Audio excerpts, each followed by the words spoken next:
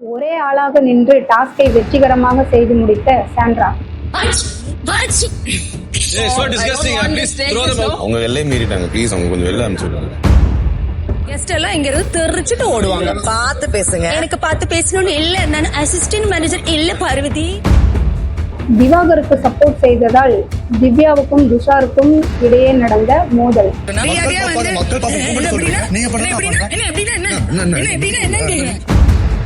இவ்வளவு தூரம் பேசும்போது பயமா இருக்கு. என் பெயரையே கெடுத்துட்டீங்கடா என கதறி அழுத Vikram. Bigg Boss, I am very sorry. இந்த பொசிஷன்ல மேனேஜரா இருந்து என்னால வீட்டை ஆர்டர்ல கொண்டு வர முடியல. I am resigning from my position. நான் காமெடியங்க, என் பிராண்டுங்க அது. விக்கல் சென்று நான் எவ்வளவு கஷ்டப்பட்டு உருவாக்குன தெரியுமாங்க. அழ வச்சுட்டீங்க எல்லாரும் சேர்ந்து. அடுத்த பார்வதியாக வீட்டுக்குள் வலம் வரும் திவ்யா. தர்மத்தை பத்தி நீ பேசாத. ஒரு ஷோல என்ன பேசணும் பேச தெரியாது, நீ பேசாத. பிக் பாஸ் பேசும்போது லிவிங் ஹாலுக்கு வாங்கினா ஒருத்தர் கூட வந்து நான் பார்த்ததே கிடையாது. என்ன இன்னைக்கு என்ன பிக் பாஸ்? இது போன்ற இன்னும் சில சுவாரஸ்யமான நிகழ்வுகள் காத்துக்கிட்டு இருக்கு. வாங்க வீடியோக்குள்ள போகலாம். வெல்கம் டு தி சேனல் வெட்டி பேச்சு நல்லா போச்சு. இன்னைக்கு நம்ம பிக் பாஸ் சீசன் 9ஓட டே 32வது எபிசோடு தான் பார்க்க போறோம். எபிசோட் ஆரம்பிக்கும் போதே சாண்ட்ரா பிக் பாஸ் கிட்ட நீங்க கொடுத்த டாஸ்கை இன்னைக்கு நைட்டு நாங்க பண்ணிடுவோம் அப்படின்னு சொல்லிட்டு அதுக்கான ஒரு விதையை தான் நைட்டே போட்டு வைக்கிறாங்க. என்ன அப்படின்னா, விக்ரம் கிட்ட போயிட்டு என்னோட டீம்ல இருக்கிற ஒரு ஆள் எனக்கு தேவையில்லை அப்படின்னு சொல்றாங்க. யார் வேண்டாம், வியானாவா அப்படின்னு விக்ரம் கேட்க, இல்ல எனக்கு வந்து திவாகர் தேவையில்லை, முடிஞ்சா 2 பேத்தையுமே கூட மாத்திருங்க, எனக்கு வந்து எந்த வகையிலுமே அவங்க ஹெல்ப் பண்ற மாதிரி தெரியல அப்படி சொல்றாங்க. இதை கேட்டுட்டு போன விக்ரம் திவாகர் கிட்ட போயிட்டு நீங்க வந்து குக்கிங் டீம்ல இருந்து கிளீனிங் டீமுக்கு மாறிக்கோங்க, அது மட்டும் இல்லாம உங்களுக்கு வந்து ரிஹர்சல் எல்லாம் பார்க்க வேண்டியிருக்கு, நீங்க வெளியில வந்தாதான் உங்களால நல்லா அதுக்கான ஏற்பாடுகளை பண்ண முடியும் அப்படின்னு சொல்லி கன்வின்ஸ் பண்றாரு. அப்புறமா விக்ரம் சாண்ட்ரா கிட்ட வந்து பேச அவங்க சொல்றாங்க, இல்ல கண்டிப்பா எனக்கு வந்து திவாகர் என் டீம்ல இருக்கக்கூடாது, நான் ஒவ்வொரு வாட்டி சமைக்கும் போதும் எனக்கு வந்து அவ்வளோ வேதனையில நான் சமைச்சிட்டு இருக்கேன், நான் எப்போ கரெக்டான டைமுக்கு சாப்பிட்றது இல்லை, கரெக்டான டைமுக்கு தூங்குறது இல்லை, எனக்காக யாருமே வந்து நிக்கல, அமித் தான் வந்து நின்னாரு, நான் பிளேட்டிங் பண்ணிக்கிட்டு இருக்கும்போது கூட அவர் சொல்றாரு, வியானா குட்டி நீ போய் கொடு, அப்பதான் ஸ்டார் உனக்கு கிடைக்கும் அப்படின்னு சொல்லி. இந்த இடத்துல வினோத் வந்து நமக்கெல்லாம் ஸ்டார் தேவையில்ல, நட்சத்திரம் தேவையில்ல, நிலா எதுவுமே தேவையில்லை அப்படின்னு சொல்ல, உங்களுக்கு வேணா ஸ்டார் தேவையில்லாம இருக்கலாம், பட் நான் இந்த வீட்டுல மாடு மாதிரி உழைச்சிருக்கேன், எனக்கு கண்டிப்பா ஸ்டார் வேணும் அப்படின்னு சொல்லி அழுது புலம்பி ஒரு ஆக்டிங்கை போட்டதுல பார்வே வந்து அவங்க ஆக்டிங்கை பார்த்து நம்பிட்டாங்கன்னா பாத்துக்கோங்களேன். இப்போ பிரியங்கா வந்து ரீஎன்ட்ரி கொடுக்குறாங்க. வியானா அந்த மாதிரி சொன்னதும் ஓகே, அப்படின்னா எனக்கு வந்து திவாகர் இந்த கிச்சன்ல இருக்கக்கூடாது, நான் அவங்கள வந்து ஃபயர் பண்றேன், எனக்கு அதுக்கான உரிமை இருக்குல்ல அப்படின்னு சொல்லி விக்ரம் கிட்ட கேட்டுட்டு இவங்க போயிட்டு வியானாவையும் வெளியில போக சொல்லி நானே பண்றேன் அப்படின்னு சொல்றாங்க. இந்த இடத்துல திவாகர் சொல்றாரு, இது வந்து பிக் பாஸ் நமக்கு கொடுத்த டாஸ்க், இதுல இருந்து வெளியே அனுப்புறதுக்கு அவங்களுக்கு எல்லாம் ரைட்ஸ் கிடையாது, நீ உள்ளவா அப்படின்னு வியானாவுக்கு கூட ஒரு செஃப்பா எனக்கு இந்த இடத்துல ரைட்ஸ் இருக்கு, எனக்கு மட்டும்தான் ரைட்ஸ் இருக்கு, நீங்க எனக்கு தேவையே இல்லைன்னு சொல்றாங்க சாண்ட்ரா. அப்புறமா ஒரு வழியா இவங்க சண்டையெல்லாம் முடிஞ்சு சப்பாத்தி ரெடி ஆகி பிரியங்கா டேபிளுக்கு போக, நான் தான் மாவு பிசைஞ்சேன்னு திவாகர் சொல்றாரு. இல்ல நான் இப்ப ஃப்ரெஷ்ஷா பிசைஞ்சேன் அப்படின்னு சாண்ட்ரா சொல்றாங்க. இந்த இடத்துல பிரியங்கா திவாகரை கலாய்க்கிற விதமா, நீங்க எப்படி சார் நடிப்பறக்குன்னு சொல்லிக்கிட்டே வந்து மாவு பிசைவீங்களா, நான் ஒரு ரிவ்யூவில் பார்த்தேன், நீங்க பேசிக்கிட்டு இருக்கும்போது நீங்க ஆக்ட் பண்ணும்போது ஒரு சோத்து பருக்க போய் நீங்க பேசும்போது கேமரால பட்டுருச்சு, அதுக்கப்புறம் கேமரா அங்கிட்ட செய்து கீழே விழுற மாதிரியே தெரியல, கடைசியா அது காஞ்சி வடகமாவே ஆயிடுச்சுன்னு சொல்றாங்க. சம்பந்தமே இல்லாத விஷயம் இதெல்லாம், எதையாவது பேசணும் அப்படின்றதுக்காகவே பேசுறது. இப்போ விக்ரம் போயிட்டு சாண்ட்ரா கிட்ட சொல்றாங்க, நீங்க வந்து சரியான ரீசன் சொல்லிட்டு அவங்கள ஸ்வாப் பண்ணுங்க, நீங்க சொல்ற ரீசன் வந்து என்னால ஏத்துக்க முடியாதுன்னு சொல்லும்போது, அப்படியா நீங்க வந்து திவாகருக்கு சப்போர்ட் பண்ணிட்டு வேணும்னே குரூப் ஒண்ணு பண்ணிட்டு இந்த இடத்துல என் வேலைக்கு வேட்டு வைக்கிறதுக்கே முடிவு பண்ணிட்டீங்க அப்படின்னு சொல்லி கோவமா பேசுறாங்க. நீங்க அவங்களுக்கே சப்போர்ட் பண்ணுங்க, நான் இந்த கேம்ல இருந்து குயிட் பண்ணிக்கிறேன் அப்படின்னு சொல்லி சாண்ட்ரா சொல்ல, பரவாயில்ல நீங்க அதே பண்ணிக்கோங்கன்னு சொல்லிட்டு உள்ள போன விக்ரம் கனிக்கிட்டையும் வியானா கிட்டையும் அவங்க குயிட் பண்றேன்னு சொல்றாங்க. யாரு இருந்தாலும் இல்லைனாலும் நாளைக்கு சாப்பாடு 12 மடங்கு செம்மையா இருக்கணும் அப்படின்னு சொல்லிட்டு போறாரு. கெஸ்டா உள்ள வந்துட்டோம், எதையாவது பண்ணணும் அப்படின்றதுக்காகவே 3 பேரும் வந்து ஒன்று ட்ரை பண்றாங்க. என்ன அப்படின்னா, வினோத்தை கூப்பிட்டு நீங்க ஒரு ப்ரொஃபஷனல் சிங்கர்னு எங்களுக்கு தெரியும், அதனால எங்களுக்காக ஒரு பாட்டு பாடுங்க. காலையிலேயே பிக் பாஸ் வந்து ஒரு பாட்டை போட்டு மூட் அவுட் பண்ணிட்டாரு, அதனால எனக்கு தாலாட்டு பாட்டு மாதிரி ஒன்று வேணும்னு மஞ்சரி கேட்க, பிரியங்கா பேசிக்கிட்டு இருக்கனால வினோத் அமைதியா இருக்க, நான் உங்களை பாட தான் வர சொன்னேன், பேசுறதுக்கு இல்லைன்னு சொல்ல, இல்லைங்க ஒரு நிமிஷம் இருங்க அவங்க பேசிக்கிட்டு இருக்காங்கன்னு வினோத் சொல்ல, ஓ என்னவே நீ எதுக்கு பேசுவியா, அவன் பாட்டும் தேவையில்ல ஒன்றும் தேவையில்ல நீ போன்னு சொல்ல, அதுக்கப்புறம் அவரு பாடுறாரு. வெளியில இருந்து கேமை பார்த்துட்டு வந்து கெஸ்டா வந்திருந்தாலும் இவங்களை ஆக்டிவா வச்சுக்க அவங்க ஏதாவது பண்ணுவாங்க அப்படின்னு பார்த்தா பார்க்கும் போதெல்லாம் படுத்தே தான் கிடக்குறாங்க. இப்ப சாண்ட்ரா வந்து பிரச்சனை பண்ணிக்கிட்டு இருந்தது என்ன அப்படின்னு தெரிஞ்சதுக்காக ரம்யாவை கூப்பிட்டு கேக்குறாங்க. ஆக்சுவலா இவங்க என்ன பிரச்சனை அப்படின்னு விக்ரம கூப்பிட்டு தான் கேட்டிருக்கணும். அஸ் அ மேனேஜரா அவர் தான் வந்து இவங்களுக்கு பதில் சொல்லியிருக்கணும். பட் இவங்களே கேமை ஒழுங்கா புரிஞ்சுக்காம ரிசப்ஷனிஸ்டான ரம்யாவை கூப்பிட்டு கேள்வி கேட்டுட்டு இருக்காங்க. அந்த புள்ள ஒரு செகண்ட் அந்த இடத்துல வியானாவா மாறிட்டாங்க. இவ்வளவு நாள் நல்லா கத்தி தான் பேசிக்கிட்டு இருந்தாங்க. பட் அங்க வந்து ரொம்பவே கியூட்டா, அது ஒண்ணும் இல்ல, எங்க மெயின் செஃப்புக்கும் திவாகர் அண்ணாவுக்கும் ஏதோ சண்டை, அவர் உள்ள இருந்தா இவங்க வந்து வேலை பார்க்க மாட்டாங்களாம், இங்க இருந்து போறேன்னு சொல்றாங்க அப்படின்னு சொல்லிட்டு இருக்காங்க. இப்ப கெஸ்ட் வெளியில வரும்போது அந்த இடத்துல சாண்ட்ரா நின்றுட்டு இருக்கா, இவங்க குயிட் பண்ணிட்டாங்கன்னு கேள்விப்பட்டோம், எப்படி மறுபடியும் உள்ள வந்து நிக்கிறாங்க அப்படின்னு சொல்லி கேட்க பார்வதி சொல்றாங்க, இல்ல அவங்ககிட்ட கொஞ்சம் பேச வேண்டியது இருக்குன்னு சொல்லும்போது என்ன ஏதுன்னு பார்த்து டக்குன்னு பேசி முடிச்சு அனுப்பி வைங்க, வேலையில இல்லைன்னா இங்க உள்ள எல்லாம் வரக்கூடாது அப்படின்னு சொல்லி மஞ்சரி சொல்லிட்டு போயிடுறாங்க. இதுக்கப்புறம் பாரு போய் சாண்ட்ரா கிட்ட, நீங்க உங்க பர்சனல் விஷயத்துக்காக இந்த மாதிரி ஹோட்டல் மேனேஜ்மெண்ட்ல இருந்து கொடுத்த திங்ஸை திருப்பி கொடுக்காம வச்சிருக்கீங்க, அடுத்தால நாங்க செலக்ட் பண்ணி அவங்க இடத்துக்கு கொண்டு வரணும், அதனால அவங்களுக்கு அந்த திங்ஸ் எல்லாம் தேவைப்படுது கொடுங்கன்னு சொல்ல, நான் கொடுக்க முடியாது அப்படின்னு அவங்க சொல்ல, அப்படியே நீங்க வந்து ஒரு இடத்துல இருந்து வேலையை விட்டு போனா கொடுக்கணும் அப்படின்றத முறை, அதெல்லாம் பண்ணாம அப்படியே லவுட்டிக்கிட்டு போகலாம்னு நினைக்கிறீங்களா, அப்படின்னா உங்களுக்கு வந்து நாங்க சம்பளம் கொடுக்க மாட்டோம்னு பாரு சொல்ல, பரவாயில்ல கொடுக்காதீங்க அப்படின்னு சாண்ட்ரா அந்த இடத்துலயே உட்காந்துட்டு இருக்காங்க.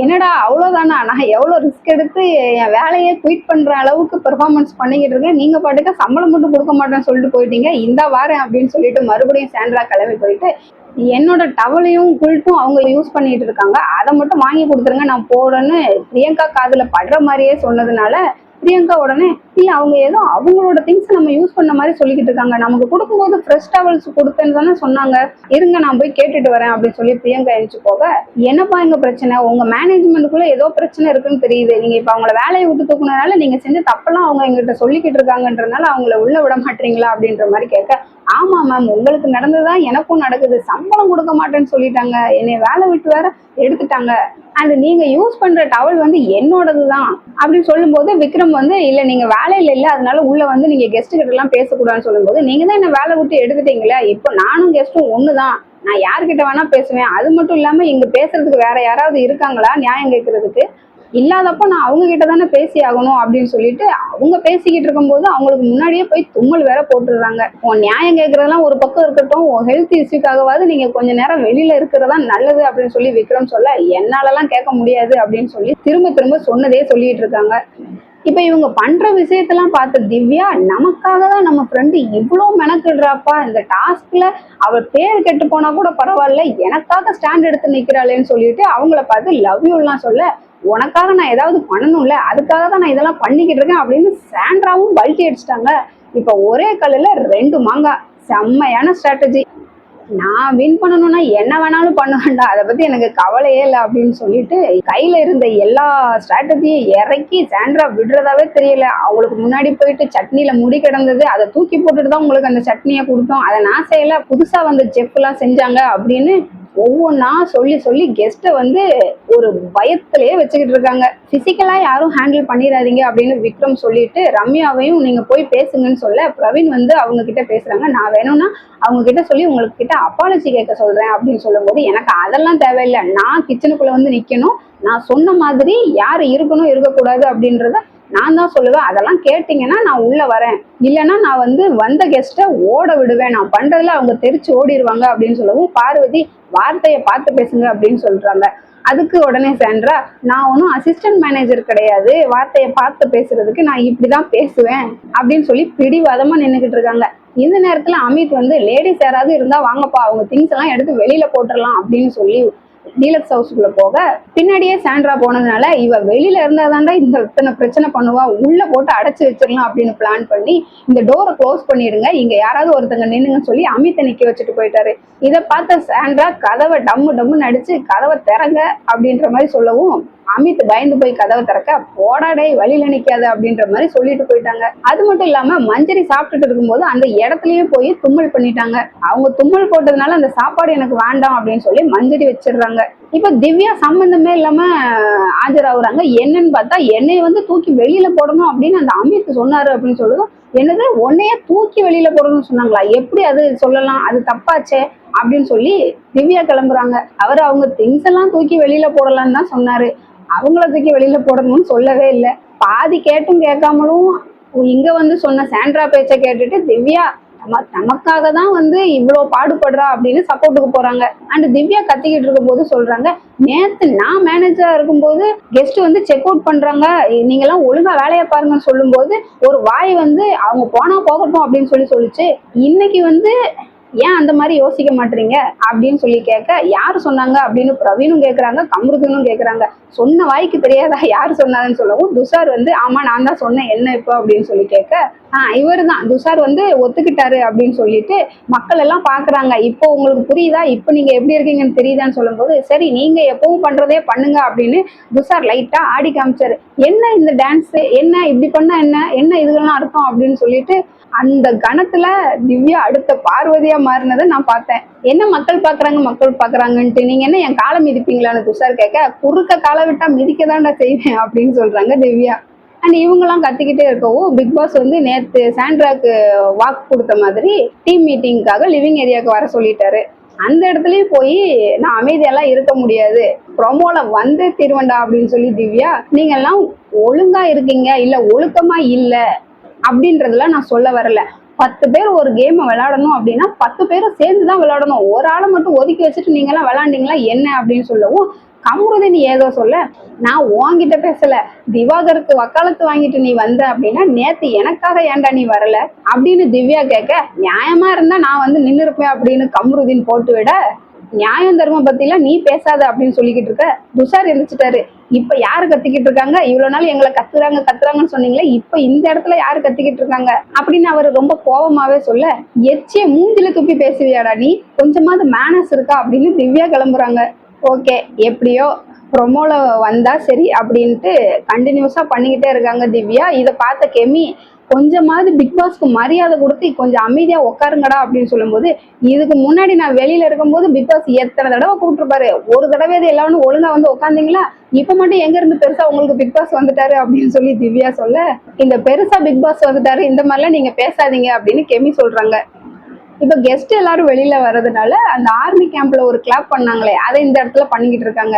விக்ரம் பார்த்துட்டு இதுக்கு ஒண்ணுதாண்டா இப்ப குறைச்சலா இருக்கு அப்படின்ற மாதிரி, அமைதியா இருங்கடா கொஞ்சமாவது அப்படின்னு சொல்ல, கெஸ்டே சொல்லிட்டாங்க, பிக் பாஸ் கூப்பிட்ட ஒரே காரணத்துக்காக தான் நாங்க வரோம், மற்றபடி உங்களுக்கு இங்க வந்து உட்காரணும்னு விருப்பம்லாம் கிடையாது, அதனால இந்த மாதிரிலாம் நீங்க பண்ணாதீங்கன்னு. இப்ப சாண்ட்ரா வந்து விக்ரம் வந்து நான் கூப்பிடலாமா, பிக் பாஸ் கூப்பிட்டுருக்காரு, தயவு செஞ்சு வந்து உட்காரு அப்படின்னு சொல்ல அவங்க கேட்கற மாதிரி தெரியல.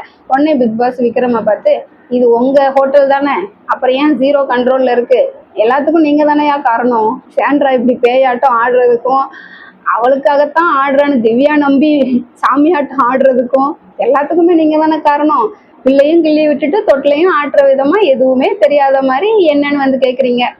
ஸோ இதுக்கு விக்ரமால என்னதான் பதில் சொல்ல முடியும், எல்லாரும் வந்து உட்காந்துட்டாங்க பாஸ், பட் ஒரே ஒருத்தர் மட்டும் வரல அப்படின்னு சொல்லதும், அப்ப அவங்களுக்கு என்ன தேவையோ அதை பண்ணி விட்டுட்டு போங்க, சிம்பிளா முடிஞ்சிரும்ல அப்படின்னு மறைமுகமா சாண்ட்ராவோட டாஸ்க்கு பிக் பாஸ் ஹெல்ப் பண்றாரு. சரி உனக்கு என்னதாமா வேணும் அப்படின்னு விக்ரம் சாண்ட்ரா கிட்ட கேட்க, அசிஸ்டன்ட் மேனேஜர் வந்து என்ன ஒரு கெட்ட வார்த்தை சொல்லி பேசிட்டாங்க, அதனால அவங்க போஸ்டிங்கை வந்து வேற யாருக்காவது கொடுக்கணும் அப்படின்ற மாதிரி சொல்ல, அப்படி என்னமா நான் கெட்ட வார்த்தை பேசணும்னு பார்வதி கேட்க, நவுட்டிட்டு போயிட்டாங்கன்னு என்னை பார்த்து சொல்லிட்டாங்க அப்படின்னு. அது கெட்ட வார்த்தையே இல்லையே அப்படின்னு பார்வதி சொல்ல, பார்வதி எனக்காக நீங்க வந்து இதை ஏத்துக்கோங்க அப்படின்னு சொல்ல, எல்லாத்துக்கும் நீங்க என்னையவே சொல்லாதீங்க, நான் அப்படி ஒரு கெட்ட வார்த்தை எல்லாம் சொல்லிடல, என்னாலலாம் பண்ண முடியாதுன்னு பார்வதியும் சொல்ல, கடைசி எவனும் எதையும் விட்டு கொடுக்க வேண்டாம், நானே என் வேலையை விட்டுறேன் போங்கடா அப்படின்னு சொல்லி பிக் பாஸ் கிட்ட நானே என் வேலையை ரிசைன் பண்றேன்னு விக்ரம் சொல்லிட்டாரு. இந்த இடத்துல திவ்யா வந்து ஒரு பாயிண்ட ஸ்ட்ராங்கா ரெஜிஸ்டர் பண்ண விரும்புறாங்க. ரொம்ப தேங்க்ஸ் அண்ணா, இந்த வீட்டுல இவங்களெல்லாம் வச்சுக்கிட்டு இந்த மேனேஜர் போஸ்டிங்க சூப்பரா பண்ண முடியாது அப்படின்னு நீங்க மறுபடியும் நிரூபிச்சிட்டீங்க, இதே மாதிரிதான் எனக்கும் நடந்தது, இந்த இடத்துல இது கஷ்டம் அப்படின்றது இப்பவாது எல்லாருக்கும் புரியட்டும் அப்படின்ற மாதிரி சொல்றாங்க. அண்ட் எதுவுமே தெரியாத மாதிரி நடிச்சுக்கிட்டு இருக்க பிக் பாஸ் வந்து கெஸ்ட் கிட்ட சொல்றாராம், இப்போ நீங்க இங்க கெஸ்டா வந்தீங்க, பட் உங்களுக்கு வந்து என்னோட ஸ்டாஃபால சரியான உபசரிப்பு கொடுக்க முடியல, அதுக்காண்டி அவங்களுக்காக நான் உங்ககிட்ட மன்னிப்பு கேட்டுக்கிறேன் அப்படின்றாரு. உடனே கெஸ்டும் பெருந்தன்மையா, இல்ல பிக் பாஸ், இவங்கெல்லாம் இப்ப வந்தவங்க, உங்களுக்கும் எங்களுக்கும் 106 நாள் பழக்கம் இருக்கு, உங்களை நாங்க அப்படிலாம் மன்னிப்பு கேட்க விட்டுற மாட்டோம், நீங்க ஒன்றும் ஃபீல் பண்ணாதீங்க அப்படின்னு அவங்களும் சொல்றாங்க. அப்புறம் வந்து ஒவ்வொருத்தரும் ஃபீட்பேக் சொல்றாங்க. பிரியங்கா சொல்றாங்க, உங்ககிட்ட ஒரு டீம் ஒர்க்கே இல்லை அப்படின்னு. மஞ்சரி சொல்றாங்க, அதேதான், டீம் ஒர்க்கே இல்லை, அது மட்டும் இல்லாம 2 நாள்ல 2 மேனேஜர் மாறுறாங்க அப்படின்னா இந்த ஹோட்டலோட லட்சணம் எப்படி இருக்கும்னு நீங்க தெரிஞ்சுக்கோங்க, இதுல ஃபீட்பேக் ஒரு கேடா அப்படின்னு சொல்றாங்க.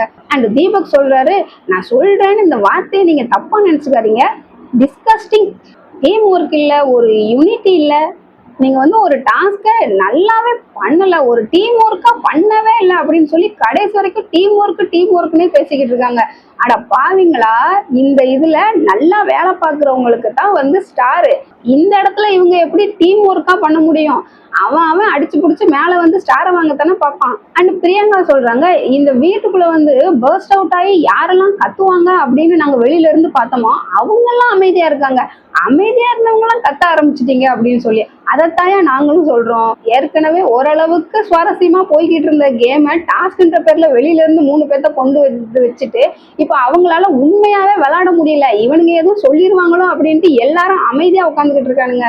மறுபடியும் பிக் பாஸ், உங்களை எப்படி சமாதானம் பண்றதுன்னே எனக்கு தெரியல, என் ஸ்டாஃப் சார்பா நான் உங்களுக்கு மன்னிப்பு கேட்கணும்னா 19 தடவை கேட்கணும், இதெல்லாம் எங்க இருந்து ஒரு கணக்கு, அவர் வந்து 12 மடங்கு சாப்பாடு சூப்பரா இருக்கணும்ன்றாரு, இவர் 19 தடவை மன்னிப்பு கேட்கணும் அப்படின்றாரு.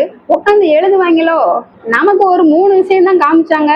ஸோ மனுஷன் இந்த அளவுக்கு வந்து மனம் தளர்ந்து பேசவும் எல்லாரும் சொல்றாங்க, இல்ல பிக் பாஸ், நாங்க கெஸ்ட் தான், பட் நீங்க இருக்க சொன்னா நாங்க இருக்கோம், நீங்க போக சொன்னா நாங்க போறோம் அப்படின்னு சொல்றாங்க. சரி, இப்ப நீங்க போய் உங்க ரூமுக்குள்ள உட்காருங்க, நான் என் ஸ்டாஃப் கிட்ட எல்லாம் பேசிட்டு உங்களை இருக்க வைக்கணுமா போக வைக்கணுமான்னு முடிவு பண்ணிட்டு சொல்றேன்னு சொல்லிட்டாரு. அவங்க ரூமுக்குள்ள போனதுக்கு அப்புறமா விக்ரம்க்கு வந்து ஃபீலிங்ஸ்ல அழுதுட்டு இருக்கிறாரு. இப்ப பிரஜின் சொல்றாரு, நீங்க அழாதீங்க ப்ரோ, நீங்க வந்து சிறப்பா தான் உங்க வேலையை பண்ணீங்க அப்படின்னு. முடியலடா, என்னை தாண்டி அதுவே வருது அப்படின்னு விக்ரம் சொல்ல, பிரஜின் எந்திரிச்சு கை தட்டுறாரு, நீங்க பெஸ்டா தான் பண்ணீங்க அப்படின்ட்டு. போதும், இதுக்கு மேல எவனாலேயே என்ன அவமானப்படுத்த முடியாது, கை தட்டி அவமானப்படுத்தாத, பேசாம உட்காரு அப்படின்னு விக்ரம் சொல்றாரு. இப்ப நாம வந்து புருஷனுக்கு பொண்டாட்டியும் பொண்டாட்டிக்கு புருஷனும் வந்து ஒருத்தர் உதவி பண்ணிக்கிறாங்க அப்படின்னு பேசிடுவோமா, அதுக்காக இந்த இடத்துல பிரஜின் ஒரு விஷயத்த பதிவு பண்றாரு. என்ன அப்படின்னா, இப்போ காலையில சாண்ட்ராவுக்கும் உங்களுக்கும் ஒரு இஷ்யூ போச்சு, நான் எங்கேயாச்சும் குறுக்க வந்தேனா சொன்னா வந்து பொண்டாட்டிக்காக வந்தேன்னு சொல்லி யாரும் சொல்லிடுவாங்க, நான் வரவே இல்லை பாத்தீங்களா. இப்போ பிக் பாஸ் வந்து சாண்ட்ராவை டாஸ்க்கு தான் மரியாதை கொடுக்கல, பட் உங்களுக்கு ஒரு மரியாதை இருக்குல்ல, அதனால வந்து உட்காருங்கன்னு சொல்ல திரும்ப வந்து மேனேஜர் மாற்றப்படுது அப்படின்னு சொல்லும்போது வினோத் சொல்றாரு, மறுபடியும் விக்கல்ஸ சொல்றாரு, ஐயா சாமி, எனக்கு வேணாம், நான் வேணான்னு சொல்லி ரிசைன் பண்ணியிருக்கேன் அப்படின்னா எந்த அளவுக்கு நான் ஹர்ட் ஆயிருப்பேன்னு நீங்க புரிஞ்சுக்கோங்க.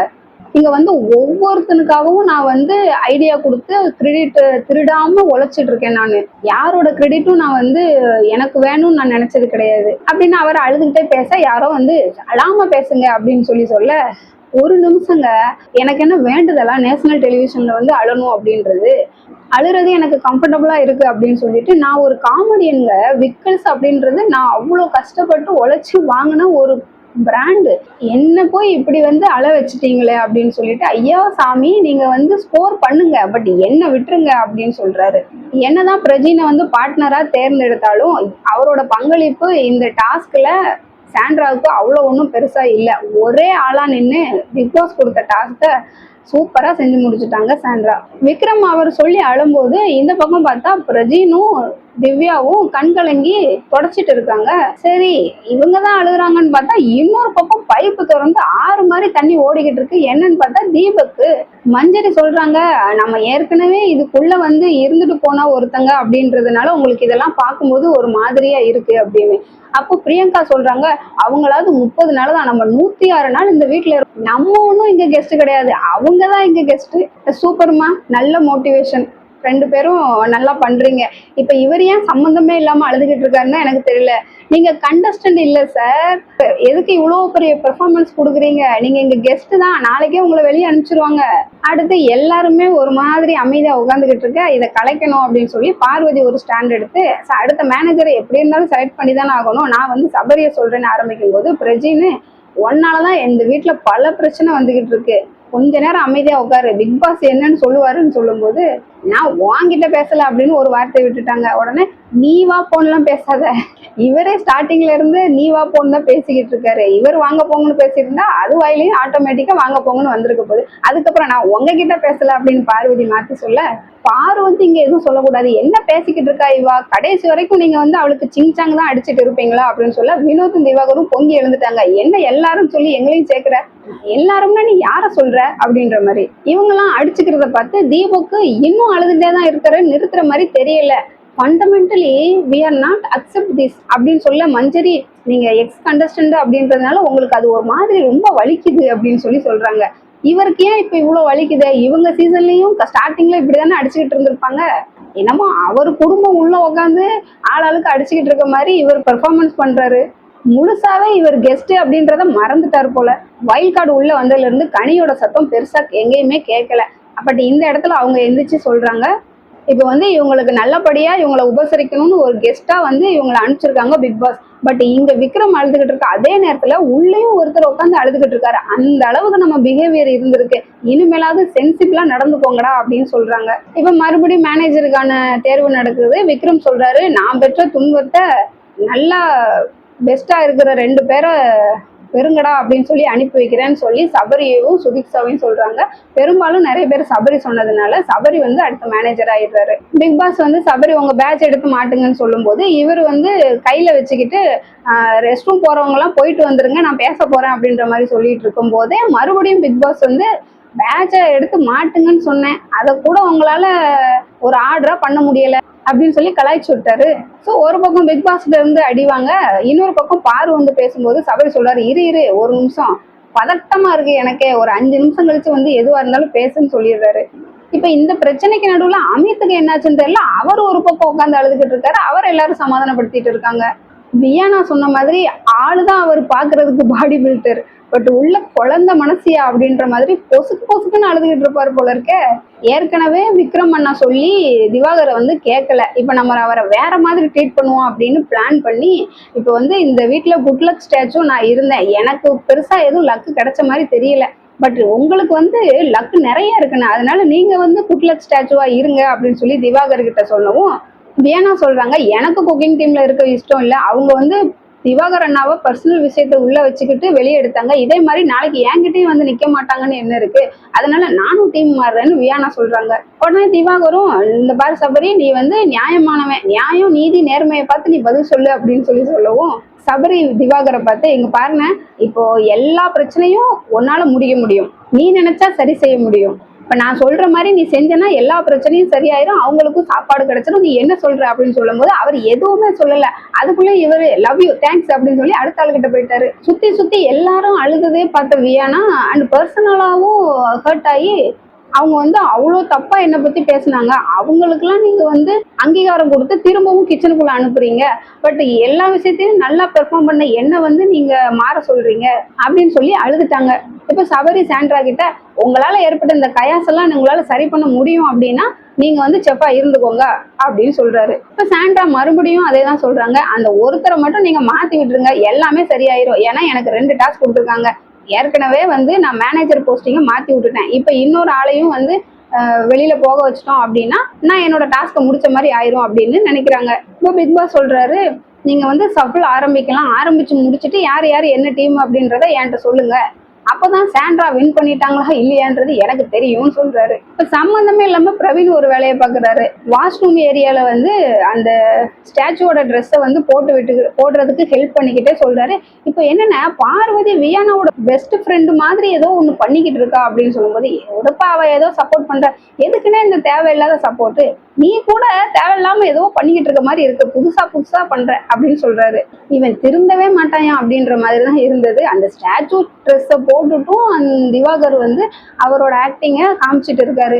அது ஏன் அப்படின்னா இதுக்கப்புறம் அவரால் ஒரு வார்த்தை கூட பேச முடியாதான், அதனால தமிழக மக்களை இப்ப தப்பா நினைச்சுக்காதீங்க, நான் இந்த பெர்ஃபார்மன்ஸை பண்ணியே ஆகணும்னு பண்ணிக்கிட்டு இருக்காரு. சபரி உள்ள இருந்து குடுகுடுன்னு ஓடி வந்து அண்ணன் கெஸ்ட் உங்களை கொஞ்ச நேரம் அமைதியா இருக்க சொன்னாருன்னு சொல்றாரு. பாரு வந்து அசிஸ்டன்ட் மேனேஜரா ரம்யா கிட்ட போய் சொல்றாங்க, கெஸ்ட் எல்லாம் கேக்குறாங்க ரிசப்ஷனிஸ்ட் ஏன் அவங்க இடத்துலயே இருக்க மாட்டாங்க அப்படின்னு, நீ இந்த கிச்சன் பக்கம் வராதம்மா, அங்கேயே உட்காந்து ஏதாவது ஹெல்ப் பண்றதா இருந்தா பண்ணு அப்படின்ற மாதிரி சொல்லும்போது, நான் வந்து இனிமே எந்த வேலையும் பார்க்கல, நான் அங்கேயே உட்காந்துக்கிட்டு இருந்தா ரிசப்ஷனிஸ்ட்னா அந்த வேலையை மட்டும்தான் பாப்பியா அப்படின்னு கேக்குறீங்க, எது பண்ணாலும் குத்துதே குடையுதே அப்படின்னா நான் என்னதான் பண்ணுவேன் அப்படின்னு சொல்றாங்க.